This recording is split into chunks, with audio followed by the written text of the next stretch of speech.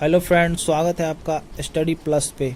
आज का टॉपिक है मगध का उत्कर्ष और सिकंदर के बारे में।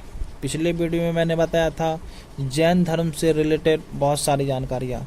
अगर वो वीडियो आप लोगों ने नहीं देखा है तो वो वीडियो का लिंक मैंने डिस्क्रिप्शन में डाल रखा है, तो वहाँ से आप देख सकते हो। तो चलिए स्टार्ट करते हैं। मगध के सबसे प्राचीन वंश के संस्थापक बृहद्रथ था। इसकी राजधानी गिरिव्रज राजगिरी थी। जरासंध बृहद्रथ का पुत्र था। हड़यक वंश के संस्थापक बिंबिसार मगध की गद्दी पर 544 ईस्वी पूर्व में बौद्ध ग्रंथों के अनुसार में बैठा था। वह बौद्ध धर्म का अनुयायी था। वह प्रथम भारतीय राजा था जिसने प्रशासनिक व्यवस्था पर बल दिया। बिंबिसार ने बृहद्रथ को हराकर अंगराज को मगध में मिला लिया। बिंबिसार ने राजगृह का निर्माण कर उसे अपनी राजधानी बनाया। बिंबिसार ने मगध पर करीब 12 वर्ष तक शासन किया।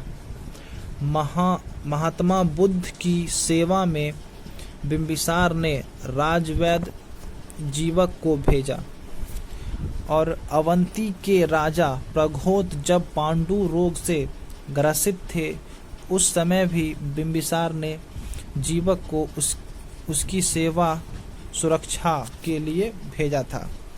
बिंबिसार ने वैवाहिक संबंध स्थापित कर अपने साम्राज्य का विस्तार किया।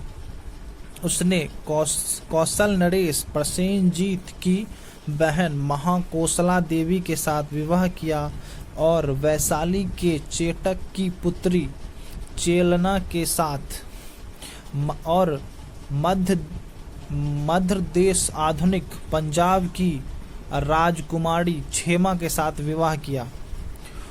बिंबिसार की हत्या उसके पुत्र अजातशत्रु ने कर दी और वह 493 ईस्वी पूर्व में मगध की गद्दी पर बैठा। अजातशत्रु का उपनाम कुनिक था। वह प्रारंभ में जैन का अनुयायी था। अजातशत्रु ने 32 वर्ष तक मगध पर शासन किया। अजातशत्रु के संयोग मंत्री का नाम वंशकार था या वस्कार था। इसी की सहायता से अजातशत्रु ने वैशाली पर विजय प्राप्त की।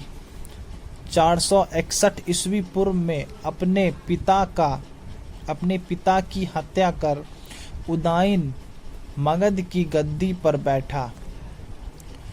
उदयन ने पाटिल ग्राम की स्थापना की। वह जैन धर्म का अनुयायी था। हड़यक वंश का अंतिम राजा उदयन का पुत्र नागदशक था। नागदशक को उसके अमात्य शिशुनाग ने 412 ईस्वी पूर्व उपसत करके मगध पर शिशुनाग वंश की स्थापना की। शिशुनाग ने अपनी राजधानी पाटलिपुत्र से हटाकर वैशाली में स्थापित की। शिशुनाग का उत्तराधिकारी कालाशोक पुनः राजधानी को पाटलिपुत्र ले गया। शिशुनाग वंश का अंतिम राजा नंदीवर्धन था। नंद वंश का संस्थापक महापद्म था। नंद वंश का अंतिम शासक घनानंद था। यह सिकंदर का समकालीन था। इसे चंद्रगुप्त मौर्य ने युद्ध में पराजित किया और मगध पर एक नए वंश का स्थापना किया जो मौर्य वंश है। मौर्य वंश में कल बात करूंगा, आज मैं बात करूंगा सिकंदर के बारे में। तो स्टार्ट करते हैं। सिकंदर का जन्म 556 ईस्वी पूर्व में हुआ था। सिकंदर के पिता का नाम फिलिप था। फिलिप 559 ईस्वी पूर्व में मकदूनिया का शासक बना। इसकी हत्या 329 ईस्वी पूर्व में कर दी गई। सिकंदर अरस्तु का शिष्य था। सिकंदर ने भारत विजय का अभियान 326 ईस्वी पूर्व में प्रारंभ किया। सिकंदर का सेनापति सेल्यूकस निकेटर था। सिकंदर को पंजाब के शासक पोरस के साथ युद्ध करना पड़ा, जिसे हाइड्रोस्पीज के युद्ध या झेलम का युद्ध कहा जाता है। सिकंदर की सेना ने व्यास नदी के पश्चिमी तट पर पहुंचकर उसे पार करने से इनकार कर दिया। सिकंदर स्थूल मार्ग द्वारा 325 ईस्वी पूर्व में भारत से लौटा। सिकंदर की मृत्यु 326 ईसा पूर्व में बेबीलोन में 33 वर्ष की अवस्था में हो गई।